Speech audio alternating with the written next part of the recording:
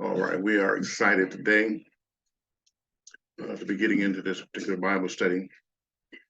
We're going to be looking at Father Abraham, the father of faith. This is part two of this particular message. We're still in the book of Genesis, still unfolding the patriarchs. Abraham is the first of the three patriarchs. So we're going to take a deep dive into his life today on this part two. And so I'm going to go ahead and share my screen. All right, so you should be seeing my screen now. Abraham, the father of faith. Let's get into this today. Now, Abraham, this is coming from Midrash and also from the book of Jasher. But Abraham's father, Terah, was an idol worshiper, and he had literally produced idols for their people that were there in the land of Ur, of the Chaldee. And so there's some stories about the early life of Abraham, when he was still Abram in that land, when he was first born, and the different things he had to go through. The book of Jasher goes into a great deal of history. You know, he was disgusted with his father's worship of these false gods, these gods that he was literally making with his hands. And there was a situation where he came home one day and he saw this room full of the gods his father had made and worshipped. Mm-hmm. And so he had told his mother to make some soup so he could feed the gods. He made this bowl of soup, set it before the gods, and they could not move. They did not eat it. And so he said, Mom, make a better bowl of soup, make a bigger bowl of soup, put more ingredients in it. Let's make it so they can't resist. And so the next day he put the soup before these pagan gods, and same result. You know, they didn't move. And so the third day, Abraham came up with an idea, and he said, okay. So he put the soup in the room. Obviously, none of the idols moved. And so he decided to get a hatchet and bust up all of the idols.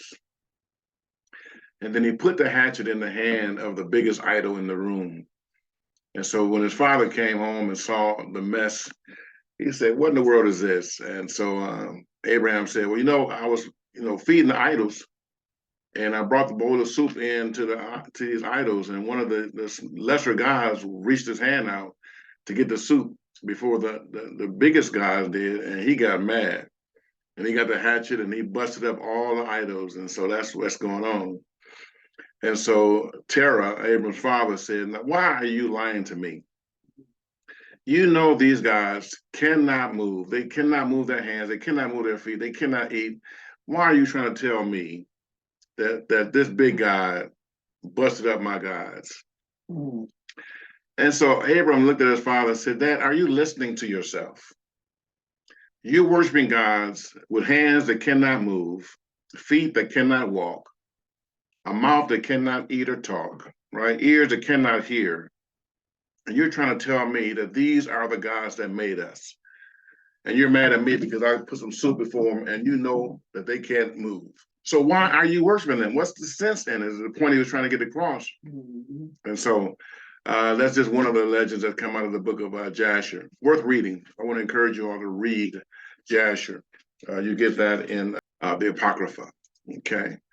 So we're looking at the God of Israel today, the Elohim of Israel, the one true Elohim, the one true God.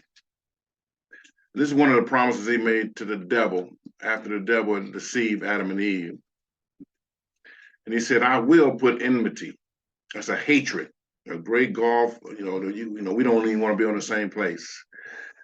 I'm going to put enmity between you and the woman, between your seed. So it's telling the devil he's going to have a seed, and he does. He's got a great seed here in the earth, and her seed. He, the woman's seed, shall bruise your head, and you, Satan, is going to bruise his heel. Okay, that's a prophecy that all religions, at least a lot of the pagan religions, have been trying to fulfill with false prophet. But we're worshiping the true God, and it's going to come to pass. In fact, it already came to pass 2,000 years ago, but it's going to be culminated real soon, and I believe in our lifetime. So we were looking at Abram's life on last week. Let's just take a look at some of the things we covered on last week. First of all, we know that Abraham is called to leave his father's home and their pagan religions to follow the one true Elohim. In addition, Yahweh promises to make Abram a great nation and to make his name great and to make him to be a blessing. In addition, Yahweh promises that in Abraham shall all families of the earth be blessed. So he's going to be the critical key. To all families of the earth be blessed. And I want to reiterate that. Not just Black families, not just Hebrew families, but all the families of the earth will be blessed. And Revelation bear that out. The book of Revelation says, God saw people from every nation and tongue, right? It says that. And so we know that all families of the earth are going to be blessed. He said, I saw people from every nation and tongue, in heaven with the king. So it's not just the Hebrews. So we got to be clear on that, because if we're not clear on that, it's going to make it difficult for us to complete our assignment, because our assignment is not just the people that look like us, but it's actually the people that don't look like us, because he said every nation, every creed, every tongue, right? So other thing that occurred, Yahweh protected Abraham and Sarah while in Egypt, and he sent them out with silver and gold and great possessions. The Pharaoh wanted this to get with Sarah because she was beautiful, and once he made the decision to choose her, the Most High smote them with hemorrhoids, and they could not, none of the men could function, right? And so he said something's going on here, and the Most High revealed to Pharaoh that you got my man's wife, and you'd be better off giving her back, or you're gonna be a dead man, right? And so Pharaoh gave Sarah back to Abraham and gave him great possessions, silver and gold and flocks, right? And so he protected Abraham and Sarah while in Egypt, sending them out with silver and with gold and great possessions. In addition, and this is very important, we need to recognize this among our people, those who are serving the Most High. We are peacemakers. The scriptures say, blessed are the peacemakers, because we're going to inherit the earth. So Abraham was a peacemaker between his herdsmen and Lot's herdsmen. And this led to Yahweh promising to give the land to Abraham and to his descendants. One thing you will notice, if you go back and read that story, that while they were feuding, while Lot's herdsmen were feuding with Abraham's herdsmen, the Most High was silent. He was not speaking, because he does not get in the midst of confusion. But once Abraham came and brought peace to that situation, then the Most High began to speak, and he declared a blessing because of his willingness to. In fact, the way he said, listen, Lot, let there be no strife between you and I. If you want to go to the right and take the land on the right, I'll go to the left. If you want to go to the left and take the land on the left, I'll go to the right. I'm gonna be the peacemaker. Even though I'm the elder here, you're my nephew, but I'm gonna submit myself to your will. Whatever you choose, I'll take the lesser. And then we saw where Lot chose to go into Sodom and Gomorrah, which was an area that was fertile. And once he made that decision, then the Most High began to speak, and he said, don't worry about it, Abraham, because everywhere you look, from north, south, east, and west, your descendants are going to possess this land, right? So no worries, son, no worries. Abraham, through the power of Elohim, delivered Lot and the people of Sodom from 5 kings. Lot went in there with great possessions, but he lost everything, by going in and choosing that land that was, Abraham told him, man, it's full of wicked people there. He said, no, but it's very fertile. I think I want to go down there. And he ended up losing everything, right? And so as a result of that, he found himself caught up in this fight, this war that was going on, 4 kings between 5, and Lot got captured by the 5 kings. But the Most High gave Abraham the power to deliver them with 318 men. Consider now, we're talking about 5 kings. So it was thousands of men that he went up against. But the power of the Most High was on his side. And one thing I want you guys to understand, Abraham was the first of the patriarchs. The Most High, when he called his name, when Abraham, I'm gonna go forward a little bit. Moses was saying, when I go into Egypt and go to your children, who should I say is sending me? And he said, I am is sending you. He said, I am, that I am. And he let him know, I am the Elohim of your fathers, the Elohim of Abraham and of Isaac and of Jacob. He said, this is going to be my name forever. So the Most High is associating himself with these three patriarchs. So it's critically important that we understand their life, because they are the ones that laid the foundation for who we are to become, okay? And so Abraham received a blessing from Melchizedek, the priest of the Most High Elohim. This was after he had delivered the men from the 5 kings. And because of Abraham's relationship and faith with Yahweh, Abraham refused to accept the treasures from the wicked king of Sodom, who is a type of Satan in the world. Now, as we were looking at the lifestyles of the people that were serving the devil, as we began to teach on Satan and his home court advantage, you notice that when Satan shows up, he's showing up with goods, right? He showed up to Jesus. If you will bow down and worship me, all the kingdoms of the world will be yours. So that's one of his ploys.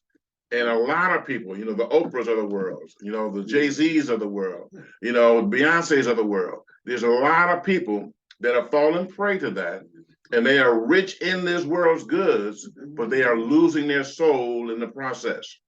But Abraham, as we saw last week, he said, man, I don't want a thread. Right. I don't want a shoestring from you, man. I don't want you saying that you made Abram rich. I have lifted up my hands to Melchizedek, and to the Most High Elohim, so I don't need nothing from you. And so because of that, the Most High is telling Abram, listen, man, I'm going to bless you.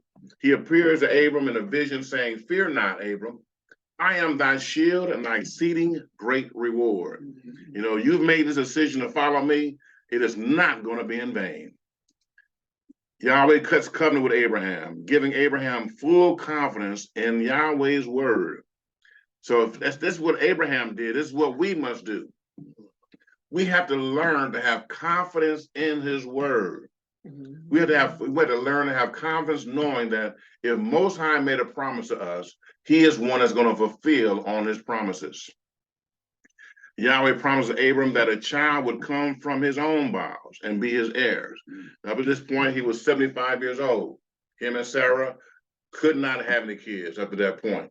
But the Most High made it clear, listen, man, I'm going to bless you, and you're going to have a seed from your own loins, okay?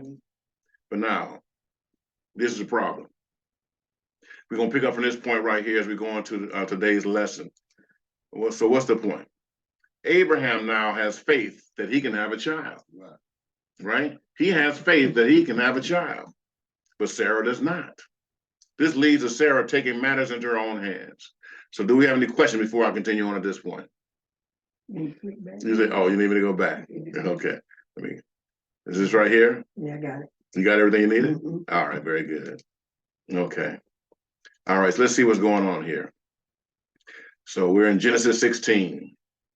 Now Sarai, Abram's wife, bare him no children, and she had an handmaid, an Egyptian, whose name was Hagar. And Sarai said unto Abram, behold now, Yahweh has restrained me from bearing. I pray thee, go in unto my handmaid. It may be that I may obtain children by her. And Abram hearkened to the voice of Sarai. All right, so you don't see the Most High nowhere in this scenario. He did not tell Abram, to go into your wife's handmaid. This is not the Most High's idea. He says somebody from your loins is going to come and be your seed. So if he could do it through Abraham, Abraham should have had a confidence that he could also do it through Sarah. But at that point, they came up with their own plan, okay? And Sarai, Abram's wife, took Hagar, her maid, the Egyptian, after Abram had dwelt 10 years in the land of Canaan, and gave her to her husband Abram to be his wife. And he went in unto Hagar, and she conceived, and when she saw that she had conceived, her mistress was despised in her eyes. So now you see, this is not a good result. There should be joy if this was the Most High's decision to do this, but we see her being despised. And Sarai said unto Abram, my wrong be upon thee. I have given my maid into your bosom, and when she saw that she had conceived, I was despised in her eyes. Yahweh judge between me and thee. But Abram said unto Sarah, hey, behold, the maid is in your hands. Do it to her as you please, right? And so, again, this is not a peaceful situation. And when Sarai dealt harshly with her, now they're not a feud, right? She fled from her face. So now the handmaid, pregnant and on the run. Okay, this is not the Most High. This was not his plan. And the angel of Yahweh found her by the fountain of water in the wilderness, by the fountain in the way of Shur.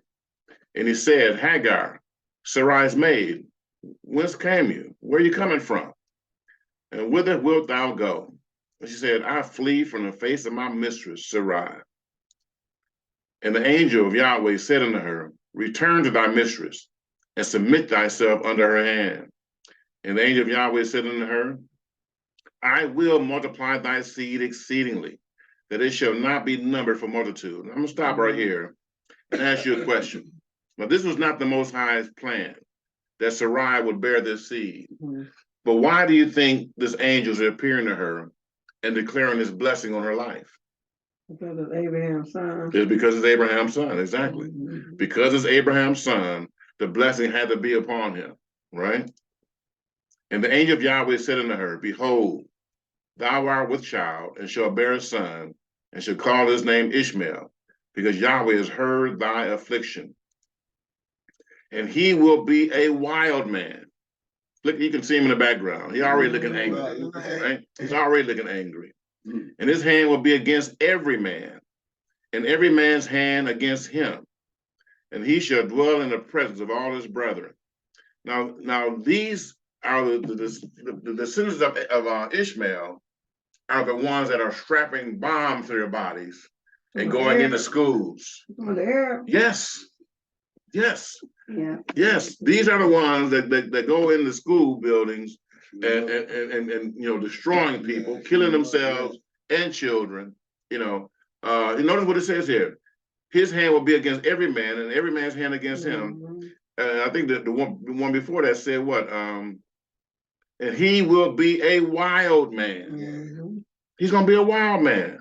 And there's not been a people on the planet that have done the kind of things, being suicide bombers, because they believe in a religion that it's a blessing to die, for your God, and you're gonna go and have a harem of women to serve you if you die in the course of serving him in this way. And so it's a bunch of madness, but he's still Abraham's seed.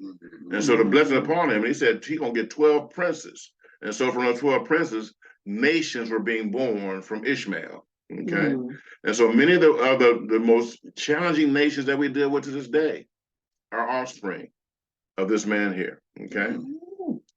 Yeah. Again, his hand will be against every man, and every man's hand against him, and he shall dwell in the presence of all his brethren. Okay. Now we're going to fast forward. And when Abram was 90 years old and 9, Yahweh appeared to Abram and said to him, I am the Almighty Elohim. Walk before me and be thou perfect. And I will make my covenant between me and thee, and will multiply thee exceedingly. And Abram fell on his face, and Elohim talked with him, saying, as for me, behold, my covenant is with thee, and thou shalt be a father of many nations. No longer shall your name be called Abram. Your name shall be Abraham, for I have made thee the father of many nations. So that name, Abraham, that hey, that H in the middle of his name comes from Yud Hey Vav Hey, right? That's part of the Most High's name. And so he will never be the same, just simply Abram. But with that Abraham, with that hey in the middle of his name, that changes his whole situation. That's a covenant name. And what used to be customary let's say you had one family that was called the Golds, right? And let's say the Golds, they got a lot of money, but they don't have any food. And they find another family named the Bergs that are great farmers, and they got, a lot of land, a lot of, farmland with, a lot of crops and, sheep and different things. And so they don't have any money, but they got land, they got everything else, right? So if the Golds come to them and say, listen, I've got plenty of money, but we don't have the stuff we need to eat. But let's make a covenant between each other. I will give you the money that you need, to be able to survive and do what you need to do. And you give me the food that I need to eat. And so they cut covenant and they say, okay, let's share each other's names. So Gold become the Bergs, Goldbergs, right? And so now they become their covenant name. Now they're brothers, right? With the same name, Goldbergs. And now they've got everything they need between the two of them. They got money and they got resources. So that's kind of what's going on here. The Most High has cut covenant with Abraham and given him his name. And I will make thee exceeding fruitful, and I will make nations of thee, and kings shall come out of thee. Okay. And I will establish my covenant between me and you, and your seed after you in their generations for an everlasting covenant. Now I want to stop here for a moment and share this with you. Remember why Abram was called in the first place. We were coming out of the situation after the flood, where Noah's sons, Shem, Ham, and Japheth, they repopulated the world, right? And then Nimrod defined the Most High, builds a Tower of Babel, and spreads all this paganism. Once the languages were confounded and they all spoke different languages, they all took their pagan gods and spread it around the world with those pagan gods. And so now the Most High is looking for an individual that he can show himself strong and mighty through. So the one true Elohim is saying, I'm going to connect with you, man. And through you and this relationship that we have, we're going to take over the world. That was the game plan. You're going to be the force in the world. I will establish my covenant between me and you and your seed after you. So it wasn't put to stop with Abraham. It was to continue on to his seed, to Isaac, to Jacob, and then to Joseph, and then all the seed, for generations should have continued in the same blessing. That was the plan. We're gonna see how that plan got derailed in the future. It's not gonna happen today, but we're gonna get a chance to see how that got derailed. And I will give unto thee, and to thy seed after thee, the land wherein thou art a stranger, all the land of Canaan, for an everlasting possession, and I will be their Elohim. So this relationship was going to give the Most High an opportunity to display his power to all the surrounding nations. And keep in mind now, when they go in to possess this land, they got to displace all these other nations. Now, I'm getting a little bit ahead of myself, but I just want you to understand. They're all worshiping and serving a whole bunch of different false gods. And so this young nation is going to be able to be raised up. They're going to overtake all these other nations that have been in existence for hundreds of years. And they're going to be able to go in and defeat them. Why? Because the Most High Elohim is on their side. Okay. And they said unto him, where is Sarah thy wife? And he said, behold, in the tent.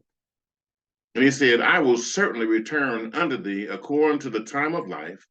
And lo, Sarah thy wife shall have a son. And Sarah heard it in the tent door, which was behind him. Now Abraham and Sarah were old and well stricken in age, and it ceased to be with Sarah after the manner of women. Talking about ceased to be, it never was, right? In her prime, when she was in her 20s, when she was in her 30s and 40s, she wasn't having kids. Now she's close to 90. Now she's close to 90. And so, everything is pretty much padlocked in that joint, right? No kids coming, right? Now, Abraham and Sarah were old and well stricken in age, and it ceased to be with Sarah after the manner of women. Therefore, Sarah laughed. Now, in the natural, it made sense that she would laugh. Right. That's some of this. The Most High, you got jokes now. You know, you should need to be a stand-up comedian. Because you know, when I was young, I couldn't have kids. Right. Now I'm old, you saying this, right? Therefore, Sarah laughed within herself, saying, after I am waxed old, shall I have pleasure? My Lord being old also. Abraham, he's old, I'm old. You know, we all old. Ain't no kids coming, right? And Yahweh said unto Abraham, wherefore did Sarah laugh? Saying, shall I of a surety bear a child, which am old? Is anything too hard for Yahweh? At the time appointed, I will return unto thee according to the time of life, and Sarah shall have a son. It's amazing now. And we need to learn to get this picture of the Most High. He doesn't care what the limitations are. He doesn't care what the barriers are. He doesn't care what brick wall is standing in the way. When he says something, it doesn't matter. You know, what the circumstance is, if he said it, he gonna do it. Right. If he spoke it, he's gonna bring it to pass. That's why we label this one Abraham, the father of faith, because he believed it. It took a little convincing for Sarah, but she finally got the message, right? And Abraham got up early in the morning in the place where he stood before Yahweh, and he looked towards Sodom and Gomorrah and towards all the land of the plains. We looked at Sodom and Gomorrah last week in more detail, and beheld, and lo, the smoke of the country went up as the smoke of a furnace. And it came to pass, when Elohim destroyed the cities of the plain, the Elohim remembered Abraham and sent Lot out of the midst of the overthrow, when he overthrew the cities in which Lot dwells. So this is now we're up in Genesis 20. And so Abraham is just looking, he don't know at this point. I'm sure the Most High made it aware to him that Lot did survive. You know, I didn't let your nephew get destroyed, but I did protect him. And Abraham journeyed from thence towards the south country, and dwelled between Kadesh and Shur, and sojourned into Gerar. And Abraham said of Sarah his wife, she is my sister. And Abimelech king of Gerar sent and took Sarah. Now this is a miracle right here. Because now keep in mind, Sarah is 90 years old now. And she is old and well stricken in years. But apparently, you know, when her faith began to increase that she could have this son, you know, her beauty was more likely being restored. Because when this Abimelech saw her, he desired to have her, right? He said, you know, and so the scripture says here, and he took Sarah, right? He took Sarah. But Elohim came to Abimelech in a dream by night and said to him, behold, man, you are but a dead man. For the woman which you have taken, for she is a man's wife. But Abimelech had not come near her, and he said, Yahweh, wilt thou slay also a righteous nation? Said he not unto me, she is my sister? And she even herself said, he is my brother, which is technically true, right? It's technically true. In the integrity of my heart and in innocency of my hands, I have done this. And Elohim said unto him in a dream, yeah, I know that thou didst in the integrity of thy heart, for I also withheld thee from sinning against me. Therefore suffered I thee not to touch her. If he had let her touch it, then he would have been dead. But it appeared to him in enough time where he could do the right thing, right? Verse 7. Now therefore, restore the man his wife, for he is a prophet, and he shall pray for thee, and thou shalt live. And if thou restore her not, know that thou shalt surely die, thou and all that are thine, right? This we're getting a glimpse now of what it means to be in relationship with the Most High. If he did it for one, he will do it for all. Abraham is the father of the faith that we're supposed to be living. And where he went, the Most High was on his side. And when people came against him, the Most High was looking out for him. You know, and I've experienced that in my lifetime. You know, it's days that I've shed tears when I knew that people were coming against me. I said, this is not good. This is not good. You know, and I've seen people lose jobs and all kinds of things for the very reason they would do stuff like that. You know, I don't have to fight my own battles. You know, I know the Most High is on my side. You know, so we need to be aware of that. You know, my wife and I were going through a situation when we had our business. You know, attorneys were losing their jobs. You know, insurance adjusters were losing their job because they came against us because they didn't want to pay us our claim. You know, everything was exposed. All the stuff they were trying to do in secret, everything came to the light. You know, it was letters they had in department memos that they were writing between themselves in the office. All that stuff got to us in discovery. And the stuff that we needed to know, everything we needed to know to win our case, we received that because the Most High was on our side. Wow. And Abimelech took sheep and oxen and men servants and women servants and gave them unto Abraham and restored him Sarah his wife. It wasn't enough just to give the man his wife back. Brother got loaded. He went through Egypt and got loaded. Now he's coming through here and getting loaded again. And Abimelech said, behold, my land is before thee. Dwell wherever it pleases thee. So he'll make even your enemies to be at peace with you. So you'd think this man would be angry. He recognized who Abraham is. He recognized who his Elohim is.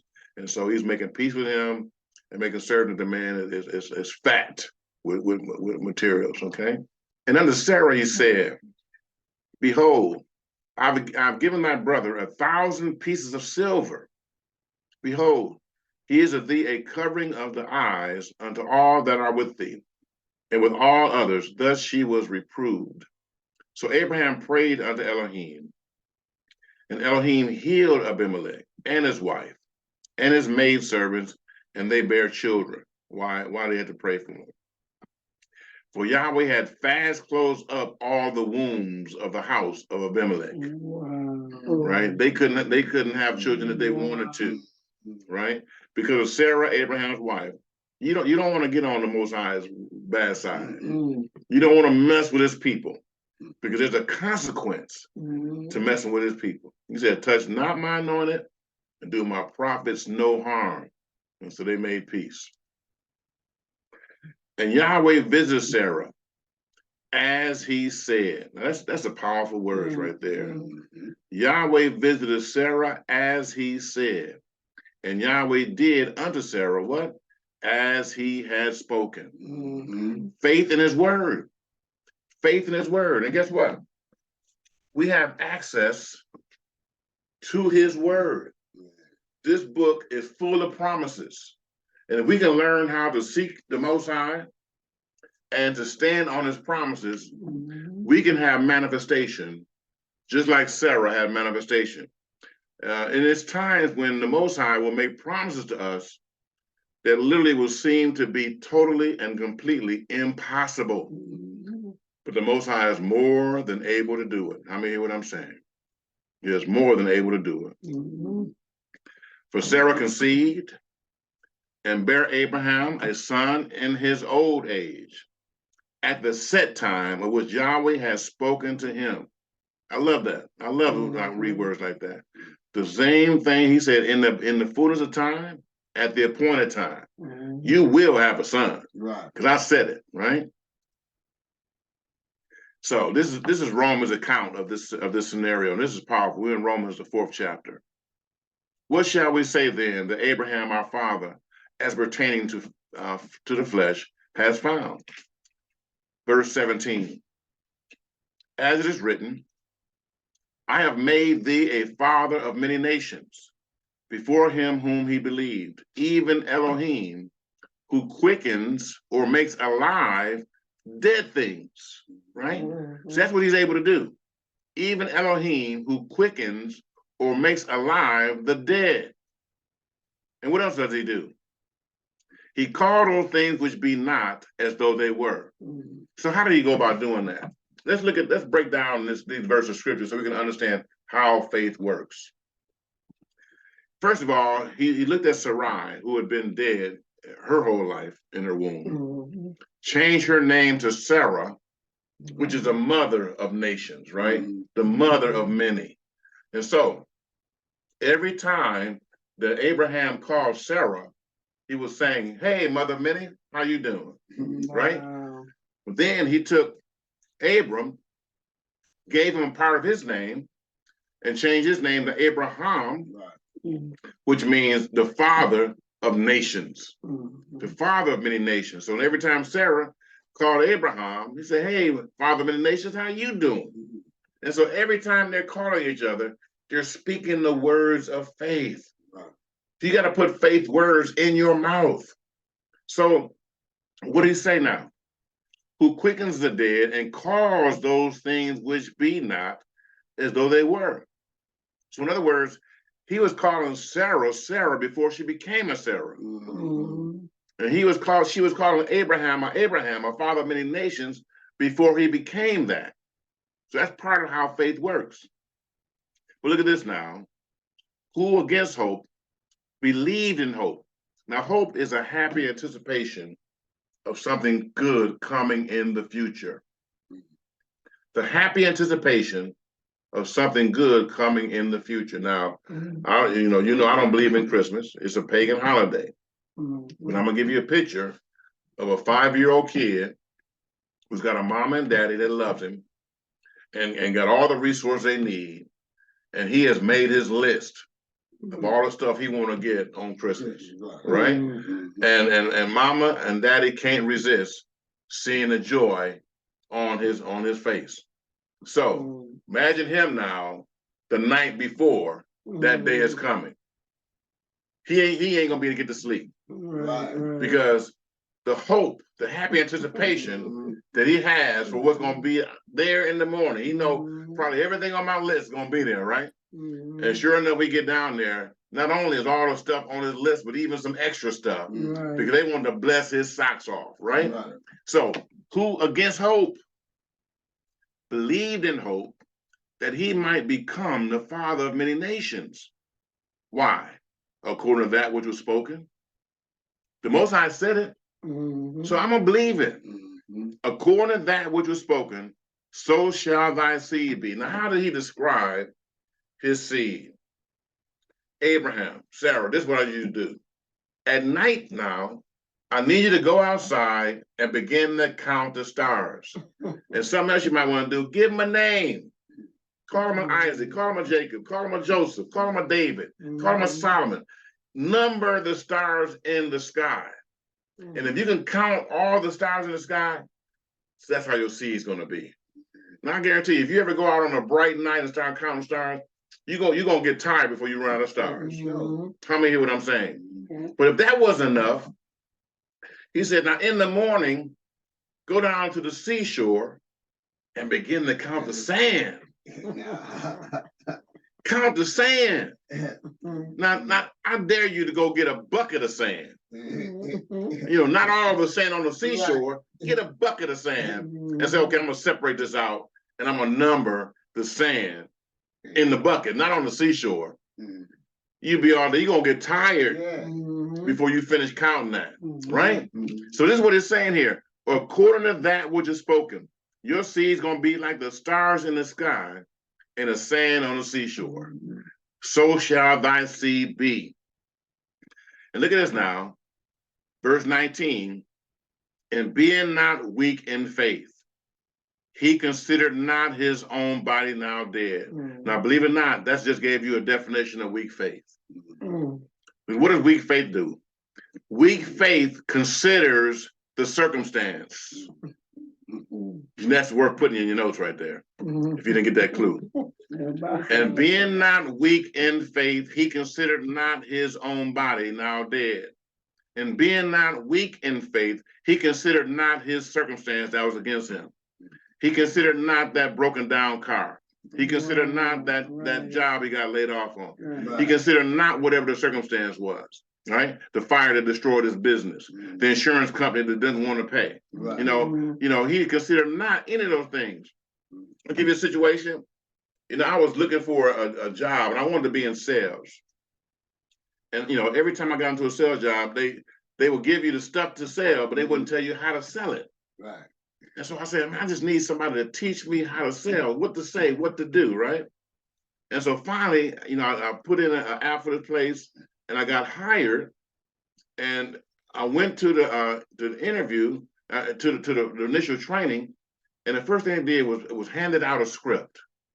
And I looked at that script and it said, okay, here's how you greet, right? And I read it and I saw the greeting. I said, I can do that. And then I saw all the words and stuff you do in between. And then it got to the end and it had all, even how you close out the deal. I'm like, oh my goodness, it's getting ready to be on and popping, right? And so I got home excited about my new career. And I got up the next day and started my car, and it would not go into gear. The next day, Wow. it would not go into gear.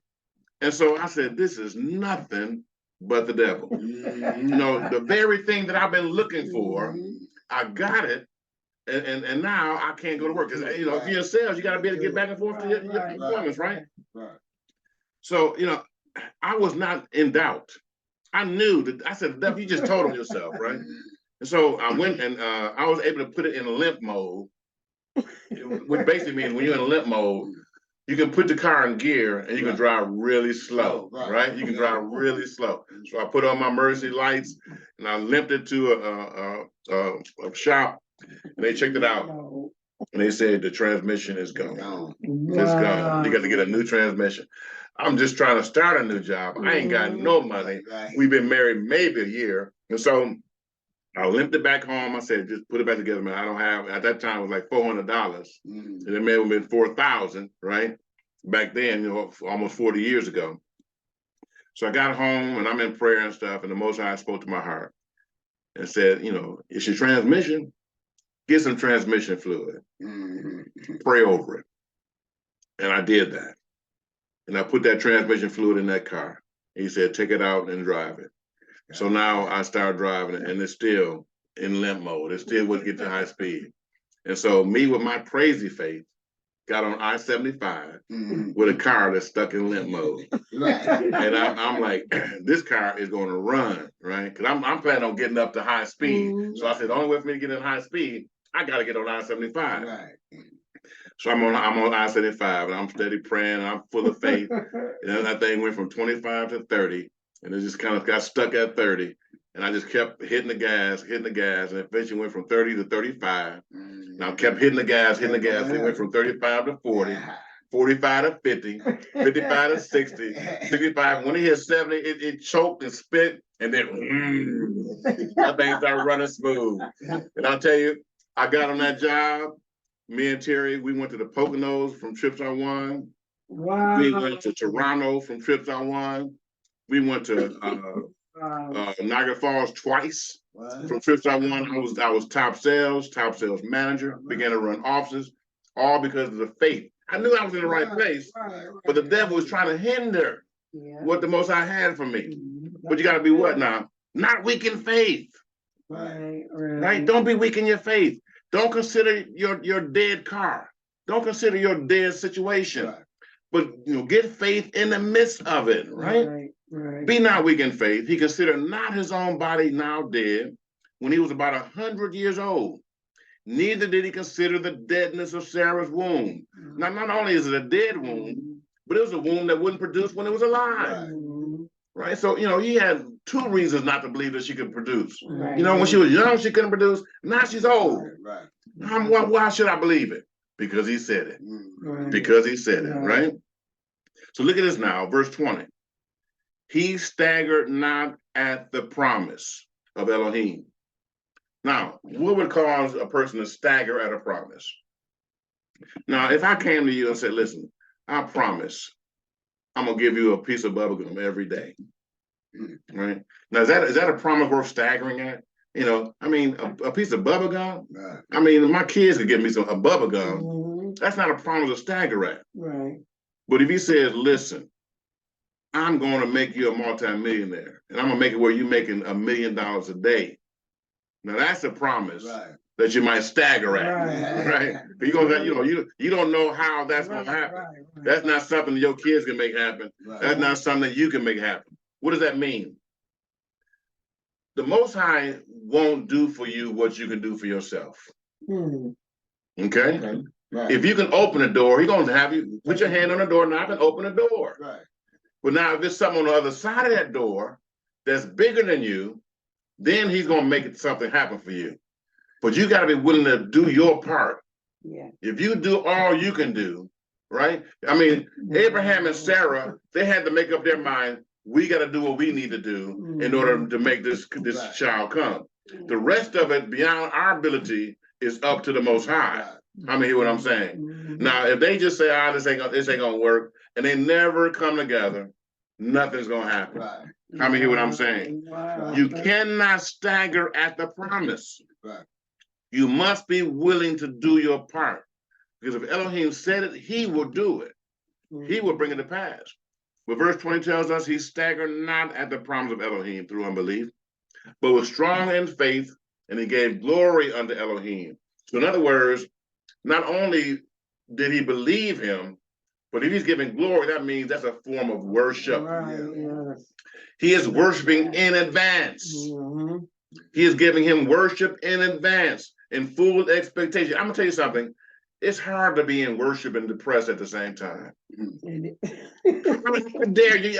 You cannot get caught up in worshiping in the Most High and you be depressed at the same time. Because he's gonna show up. Why? Because he said, I inhabit the praises of my people. So if you dare to give him some worship and praise, he's gonna show up, and he's not coming empty-handed. He's gonna encourage you. He's going to strengthen you. He's going to give you vision of the thing you're looking for. He's going to have you so full that when the devil show up, he's going to be running when he see all the faith that's in you. How many hear what I'm saying? Well, this is powerful. I'm telling you, we talk about the father of faith here. I could not wait to teach on this man. And being fully persuaded that what he had promised, he was able also to perform. Look at that word, that girl smiling. She knew it was coming. In fact, his name is Isaac, which means to make me laugh. Isaac means to make me laugh. And she is smiling because the thing that Most High said he was going to do, he did it. Right? And it came to pass after these things, the Elohim did attempt Abraham. That word tempt there means to test. To put him to test his faith. In your notes, you need to make sure you put under tempt. It means to test his faith. It does not mean to tempt him in a negative way. So Genesis 22:1, and it came to pass after these things, the Elohim did tempt or test Abraham, and said unto him, Abraham. And he said, behold, here I am.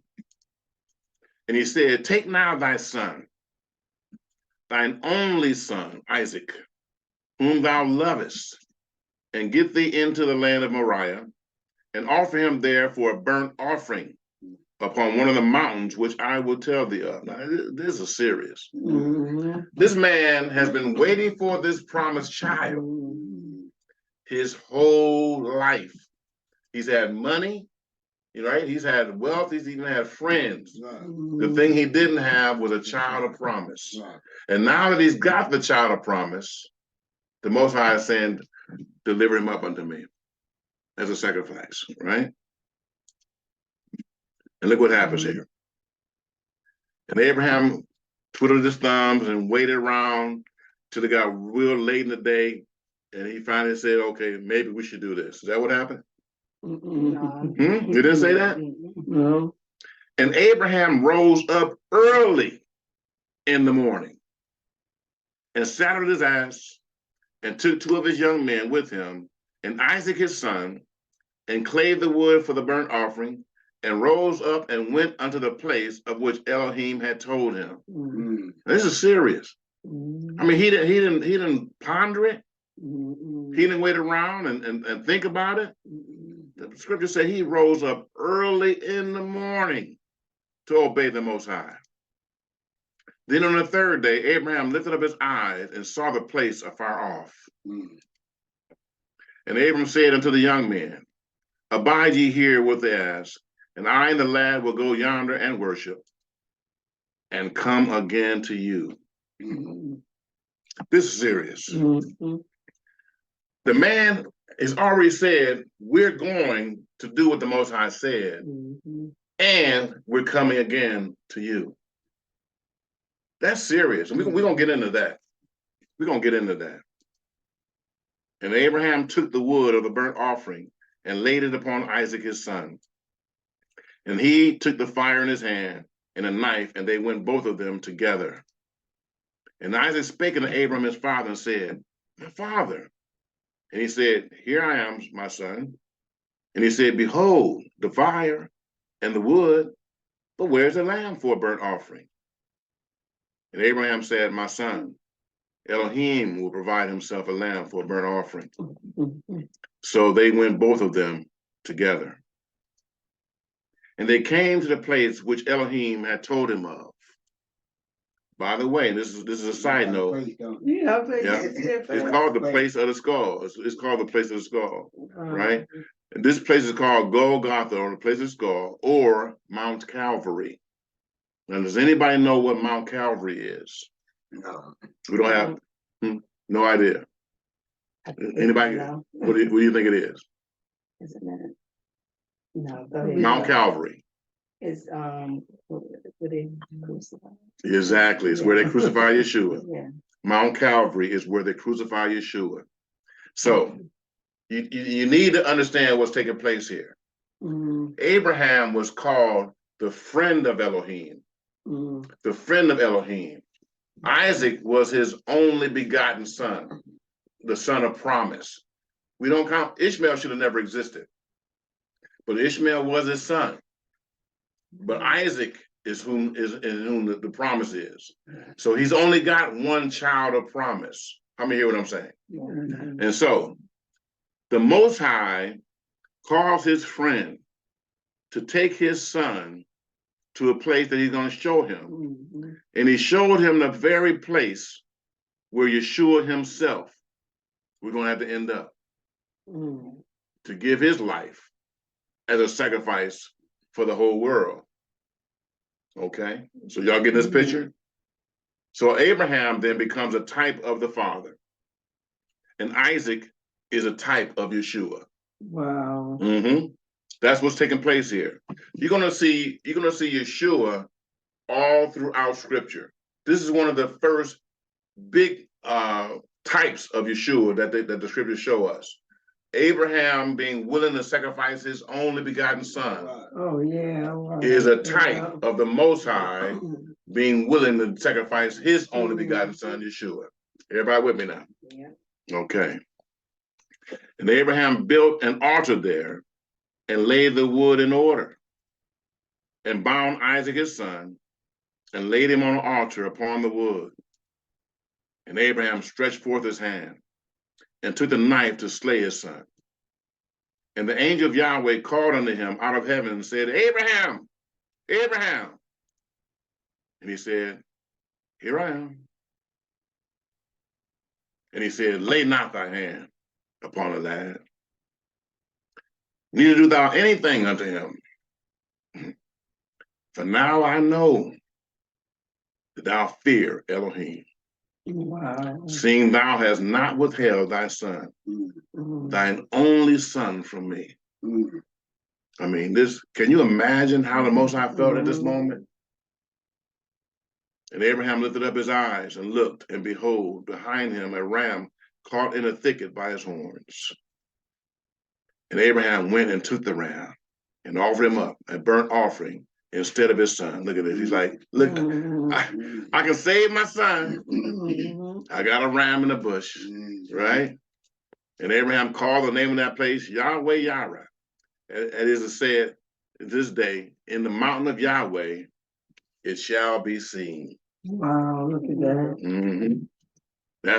That was a type of his son being in the very same place, some 3,000 or 4,000 years later, as a sacrifice for all mankind. It shall be seen. And the angel of Yahweh called unto Abraham out of heaven the second time and said, By myself I have sworn, says Yahweh, for because thou hast done this thing, and hast not withheld thy son, thine only son, that in blessing I will bless thee, and in multiplying I will multiply thy seed as the stars of heaven, and as the sand which is upon the seashore, thy seed shall possess the gate of his enemies, and in thy seed shall all the nations of the earth be blessed. Why? Because thou hast obeyed my voice. Because thou hast obeyed my voice. We got to get this, saints. We got to get this. There is no better place than being in the very center of the Most High's will. He has more in store for you than you can ever imagine. I guarantee you, Abraham did not see this day coming. He did not see this day coming. But the Most High, through all the different events of his life, leading up to this point, he was constantly building him up, encouraging his faith. And so, if you're not exercising your faith, if you're not growing in your faith, then, all you have is a dead faith. And dead faith is not produced. You have to get into prayer. You have to get into the word. You have to find his promises. And you have to start standing on them and believing them. I remember there was a situation, I had an illness in my body. I wasn't even married at the time. So we're talking about over 35 years ago. I had this situation going on in my body, and it was a physical growth. And so, it had pain sometimes, right? It wouldn't always be painful, but sometimes it would have pain. And when the pain would come, I would say, man, I need to go get me some medication or something. But then when it wasn't painful, I'm believing in the Most High. And so this one day, I was like caught between two opinions. Do I go to the doctor, right? Or do I trust the Most High? And at the time, we had a lot of radio ministries on, right? And there's one particular person who I used to really listen to. He used to preach a lot of faith. He was preaching and teaching, and he finally said, some of you are, divided between two opinions. Now, if you believe the doctor, the Most High will get behind you believing the doctor, and you can get healed, do the doctor, nothing wrong with that. Or, if you want to trust him and take him at his word and believe in his word, you can do that too. But you can't do both. Wow. He said a double-minded man is unstable in all his ways. Right? Man, he may well came through the radio with a switch and whooped me. And when he said that, I said, okay, I'm going to make a decision today to trust the Most High. I'm not going to a doctor. That's a decision I'm making. I want a testimony that I can believe him to heal me. And I stood flat-footed that day. I laid hands on the part of my body that was ailing, and I said, by his stripes I am healed. I'm standing on this promise today. And so, the devil knew. I declared it. I'm not going back on this stand. And I don't know how much time went by. I don't know if it was a few days or if it was a couple of weeks. But one day I looked up and I thought about it. I said, man, I have not had pain in a long time. And then I went and checked for the growth, and the growth was gone. Wow. And I have not had that situation in my life since. Wow. Because I dared to believe him. I dared to take him at his word. We need to become a people that exercise faith. The same faith that I used to heal that transmission, I was able to use that faith to heal my body. I mean, hear what I'm saying? Some people may need to be using your faith to heal your finances. You may need to be using your faith to heal your relationships. It doesn't matter. The Most High is more than enough. He said, I will even make your enemies to be at peace with you. So it doesn't matter what the circumstance is. Yahweh is more than enough. Can't get no amen in this house. Amen. Hallelujah. All right. Wow. By faith, Abraham, when he was tried, when he was tested, he offered up Isaac. And he that had received the promises offered up his only begotten son, of whom it was said that in Isaac shall thy seed be called. Now, here's a clue here. Your promises, the Most High made clear to Abraham, is coming through Isaac. So now here's the situation. Isaac is maybe 14. No wife, no kids.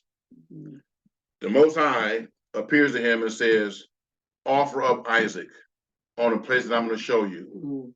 So now Abraham is thinking, okay, Now, what did the Most High tell me before? He told me that in Sarah shall your seed gonna be, right? Through Sarah. And Sarah was old and dead, but the Most High said that I'm gonna have this son through Sarah.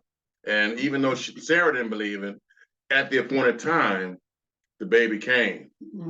Now he said, in this son, Isaac, who made my wife to laugh, is my future.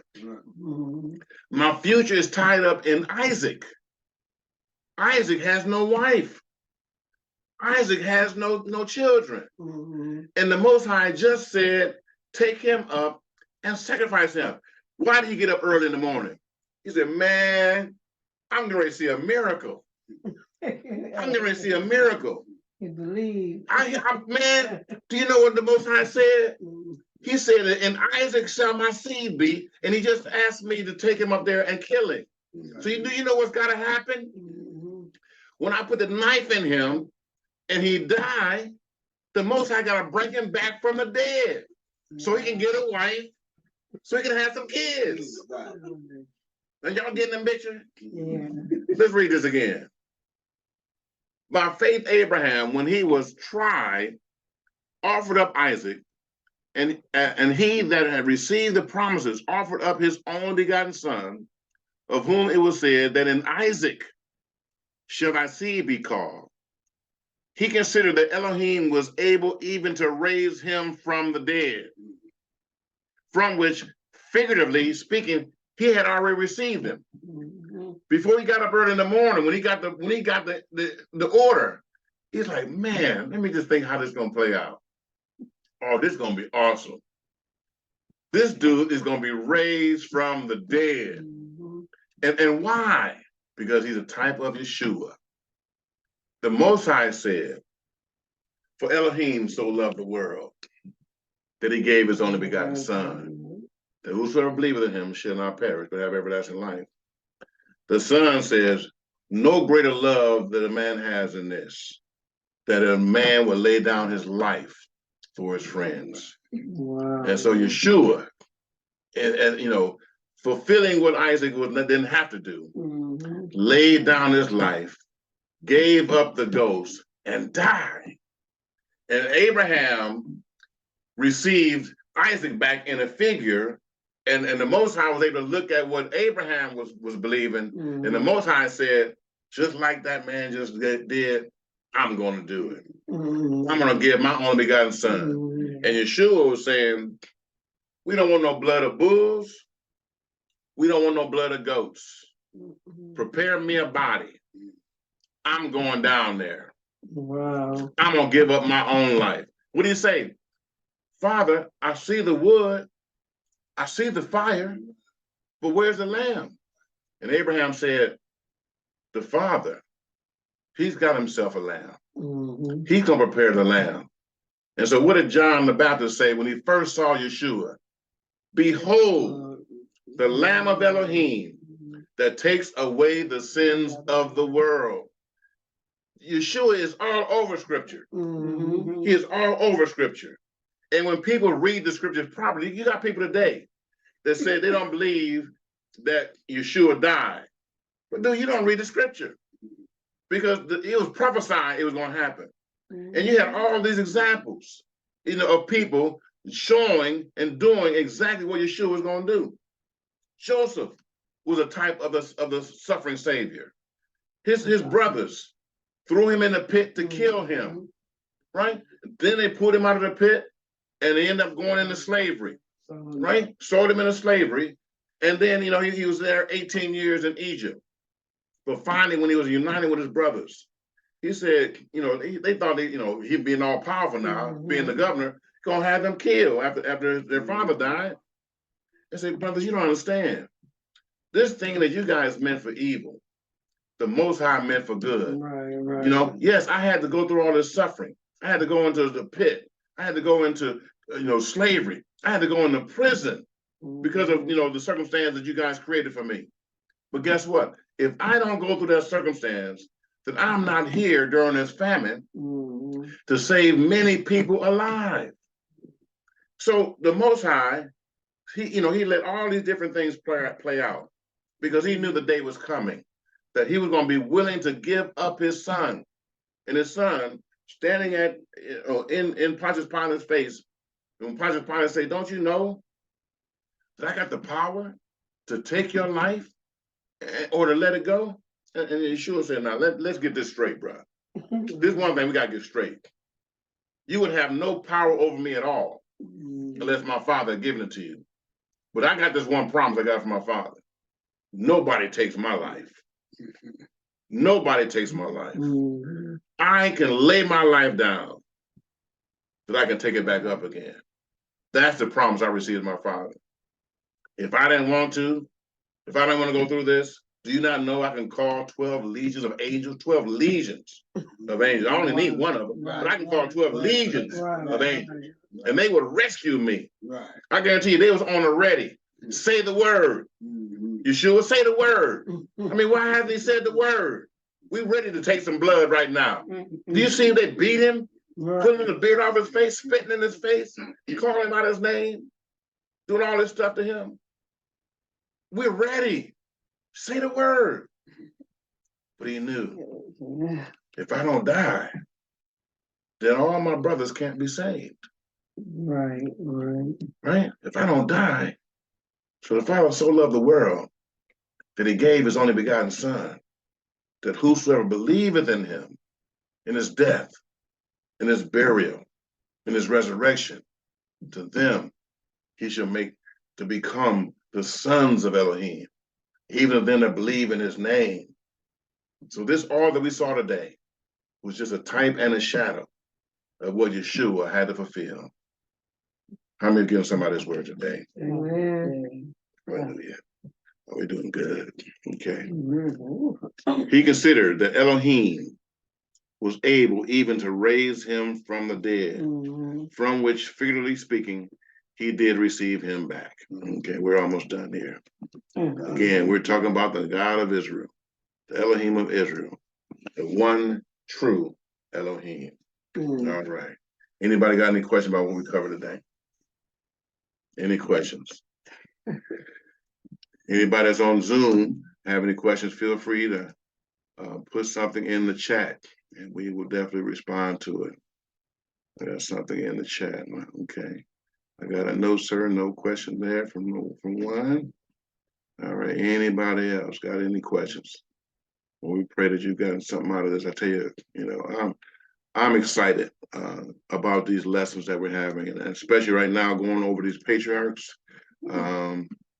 This is awesome. This is awesome.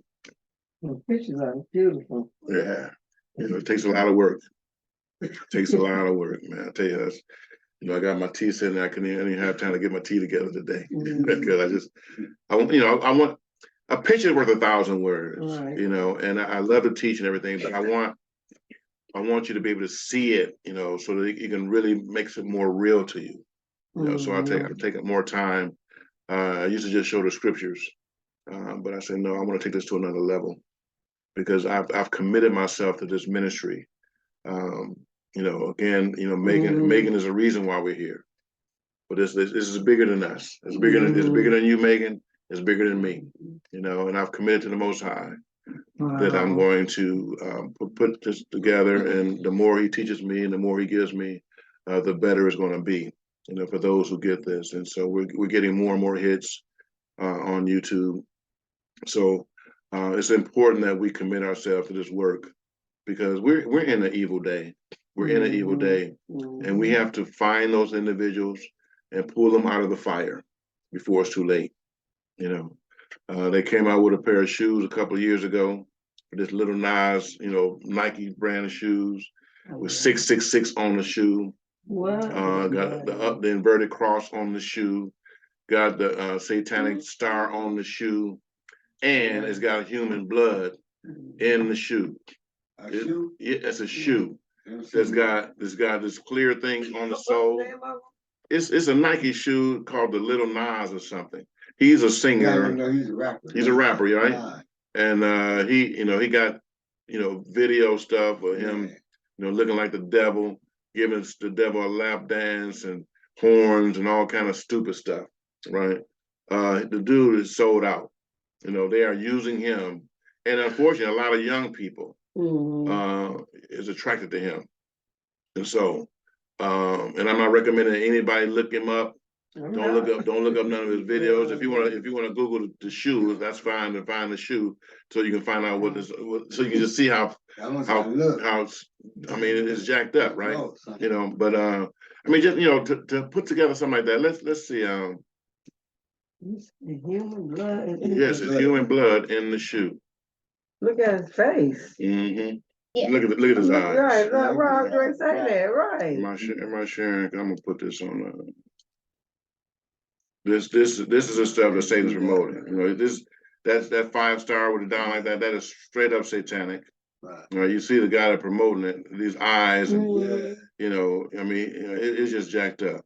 You know, and if you see the side view of the shoe, that red in there, it's blood. Human. It says human blood up in that thing, and where is it at? Because somewhere on there, it's got 666. I've seen it somewhere when you first clicked on it. All these symbols, satanic. Yeah, that, you know, it's just jacked up. It said Nike Satan shoe box. Where it say that, yeah, Satan shoes roll. It's all messed up, man. You know that people, and you know, so and you got young people probably out there wearing these things. Right now, right? Yeah, right. You know, it has become. It said Nike is suing. Nike is suing? Yeah, they said they didn't approve. No, they didn't. No, they didn't approve. Now they are suing whoever. Yeah, right. Yeah. I mean, how did it get produced then? How are they gonna have the Nike swoosh on there? Right. I'm questioning that. That might just be a PR move. You know, the enemy has managed to get a lot of stuff out here. Right. That is attracting. You know, he's becoming more and more popular today. He is becoming more and more popular today, and so we have a work to do. You know, so the call of Abraham was all about getting someone that's willing to stand up against the paganism, against all the foolish gods and stuff that's being worshipped out here. And so we're going to take this march, starting from Genesis. We're going to take this lessons through the Bible, talking about all the patriarchs. We're going to find out, you know, what happened to them. You know, we're going to find out, you know, why slavery came. You know, that's a biblical event.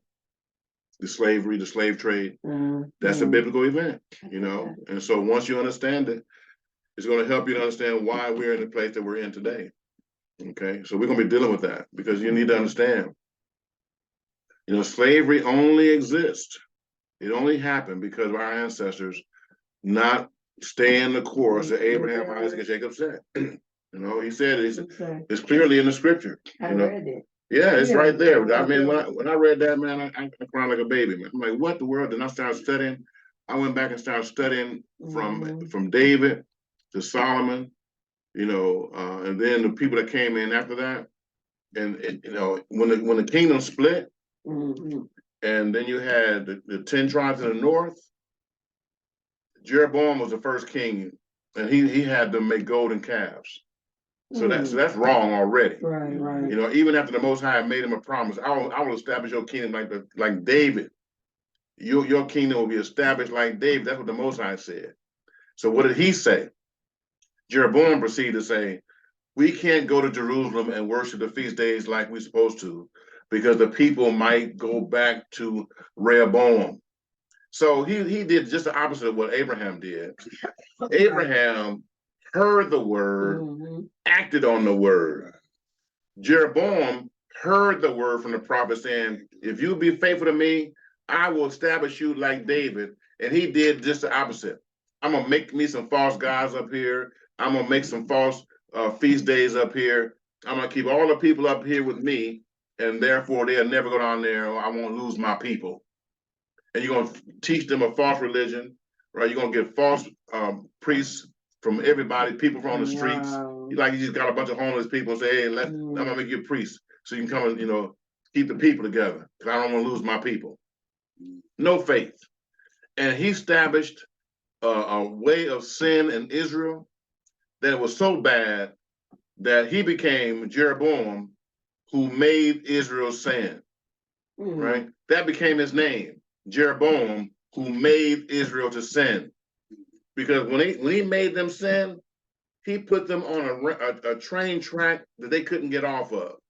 And every king that came after him sinned just like him. And he said, you are sinning just like your father Jeroboam, or worse, because Ahab came after him and different ones. And so, we're going to be dealing with this in much more detail, but they got off track, and where the Most High was showing up and showing himself strong and mighty on our father's behalf, they just got off track.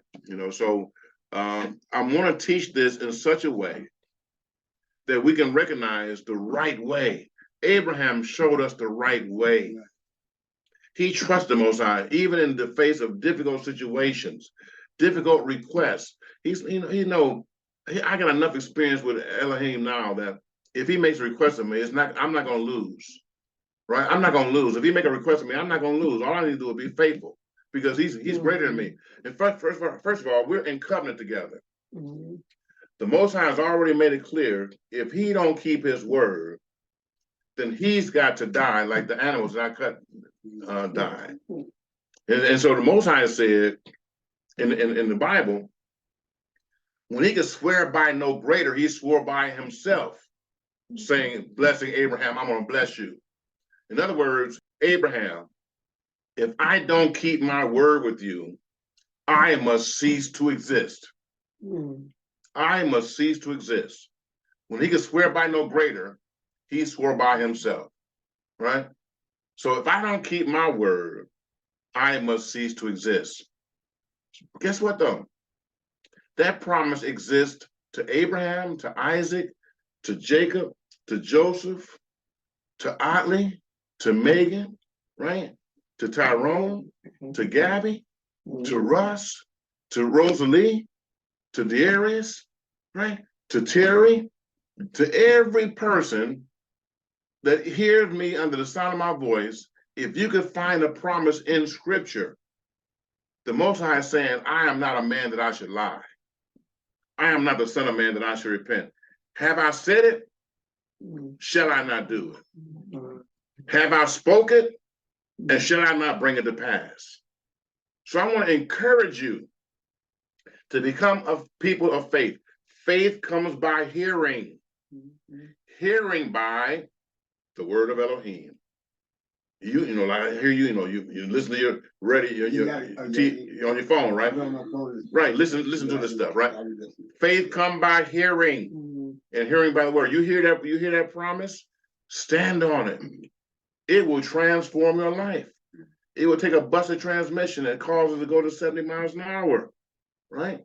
It will cause the growth to disappear and heal your body, right? Just dare to take him at his word. How many hear what I'm saying today? All right. Any final questions or comments before we wrap up today? I knew I read that stuff. I seen YouTube. What's that? And it was real powerful about Black people and the curse that was upon us. Yes. We're gonna deal with that. Yeah, we're gonna deal with that. That's why I wanted to ask you. So when we started out, it was just Black people, or was it? Well, here's the thing. Scientists have already proven that you can get white from Black, but you can't get Black from white.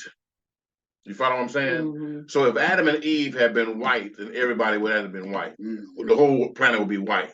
But when Adam and Eve being Black, then you can get both Black and white, right? The white gene does not have what it takes to produce Black, but you can get a white that can come out of the Black, right? So we know that the original people had to be people of color, had to have pigmentation in them, right?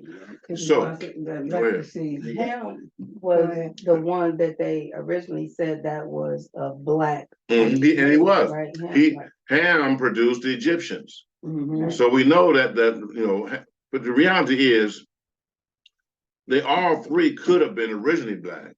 But Japheth eventually, Genesis tells us in Genesis 10, produced the Gentiles. And the Gentile people are the people that are primarily in Europe or in the Caucasus Mountains, where they get Caucasian from, right? So they came from Japheth, one of the sons of Noah. So, but we know that Shem and Ham definitely produced the black races, right? Okay, with what you said, so if he was black, how did they, Become white. yeah, There's a lot of theory about that, right? It's a lot of theory about that. First of all, we know that when Moses was on the scene mhm, and his sister Miriam came against him, Get leprosy. she got leprosy. mhm. And her leprosy turned her white as snow. And that's what the guy said, that's where the white people come from. Some people have said that, that she turned white as snow. Mhm, And so if a person is already white, leprosy won't show up. mhm, So in other words, if she turned white, whereas, they noticed it, then she had a bit of a darker, pigment. Right? right. And so some people, it was you had Elijah, then Elisha, and then you had Gehazi. Mhm, So Elijah and Elisha were two prophets, and they both served the Most High. And one did 8 miracles, the other one did 16 miracles. mhm, So Gehazi, the third in line, should have done 32 miracles, but he was greedy. And Naaman came, who had leprosy, mhm, and there was a handmaid from Israel that had been captured and was serving him. And so when she served him, she saw him when he didn't have an armor on. And so she saw leprosy. She said, "Oh, that you were in Israel today and the prophet could lay hands on you and heal your body." mhm, And so when he heard that, he said, "I'm going to Israel." So he gets to Israel. Elisha hears that he's there, and he doesn't come out to Naaman. mhm. He says, "Go dip in the Jordan River 7 times and you'll be healed." And Naaman got mad. He said, "Man, that's not what I expect to have happen. I thought this dude gonna come out here and say some mighty words over me and lay hands on me and I'm gonna be healed." And one of his servants said, "Master, if he had told you to do some great thing, wouldn't you have done it to get healed?" He simply said, "Go to the Jordan River and dip 7 times and you're gonna be healed." Are you gonna miss out on your healing, because it didn't happen the way you thought? And he said, "No, you're right."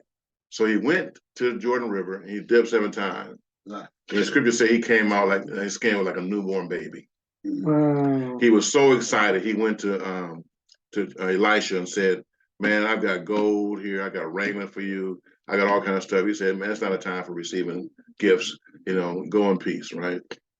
Gehazi saw it, and so he said, "Okay." So he let him get down the road a bit. Then he ran to Naaman and said, "Listen, man, my master just got a visitor, and he doesn't have raiment and stuff to take care of him. So if you can give a couple outfits of clothing or something, so we can take care of him, that'd be great." And so he gave him double what he asked for, and he said, "Go and go in peace," right? And so Gehazi, go and take this stuff, and he hides it, right? And he felt he got away with it. And so he gets back to Elisha, and Elijah said, "So what you been doing?" "Oh, nothing." He said, "Man, don't you know that when you went there and asked for that stuff, that my spirit was right there with you, and I know exactly what you did. And is it a time to be receiving gifts? And you've done this thing, dastardly. So the leprosy that was on Naaman is now on you, and it's going to be on your descendants forever." So some people believe that he became the father of white race. Now, I'm not saying that I would preach that, right? But I'm just telling you where the theory comes from. Okay. So, but the reality is, we are the people of the book. We are the people of the book. And because our ancestors didn't do what they were supposed to do, he said in Deuteronomy 28, it talks about the curses, the blessing and the cursing. And because they didn't do what they were supposed to do, they open up the curses. The ships and all that. Yeah, exactly. It's all there. We're gonna break that down when we get to it. I was like, dang, that's just messed up. It's All totally we had messed to up. do was follow. Just follow the word. Yeah. Just be obedient. The blessing was there on you. He was already displaced all these different nations with false gods. He has established himself great in Israel. Right. You got people coming from all over the world to see the glory of Solomon, because that was a heyday. That was the pinnacle of Israel under Solomon. But Solomon, he's the one that really started the whole mess, because he brought in all these pagan wives and brought in the pagan religions with the pagan wives, and one thing led to another, right? Yeah. So, with all his wisdom, he led the people astray. Wow. All right. I liked him up until all of that. I know. Yeah. He had a great story up until that point. All right. We're gonna go ahead and pray out. We pray that everybody got something out of this message today. We're all about giving you a practical word. It's going to help you to become better at what you're doing in your service to the Most High. And so we're excited about what we're doing today, and we're going to continue this work. Now, next week Friday is a feast day. So we won't be having a Bible study live on a feast day next Friday, but I will take some of the previous messages, and I will drop some videos on the YouTube channel. Okay. But we won't have a live session on next Friday. Right. All right. But for those of you that want to get a chance to join, all you need to do is go to Dr. Russ E. Hoover on the YouTube channel. Make sure you join. Subscribe to the channel. Watch the videos and like the videos under the Bible study. And that'll cause to continue to be distributed where more and more people. Can I share these to my Facebook? You should always be sharing them. Sharing them if you like it and you think it'll be a blessing, share it with as many people as you can. We want that word. We want this word to get out. We want to change lives. Okay. Because even the Zoom, I could share that too, right? Absolutely. Share it so people can get in on the live and get their questions answered. And if they watch a video, they can actually make comments, and if they want to have a question about a video they're watching, I'll go in there and look at those comments, and then we will deal with those. We'll address those in future lessons as well. So absolutely share. Get a chance to share with your friends and family. We want to get this word out there so we can help change lives. Okay, saints? All right, let's go ahead and pray out. All right. Rana benediction. Yivareka Yahweh Berishmadeka. Ya'er Yahweh Panavaleka Bekomeka. Yisa Yahweh Panavaleka Besimaka Shalom. May Yahweh bless you and keep you. May Yahweh make his face shine upon you and show you his favor. May Yahweh lift his counts upon you and give you shalom. Peace. Nothing missing, nothing broken, and nothing lacking. All right. Shavua Tov. Until next time, have a blessed week. All right.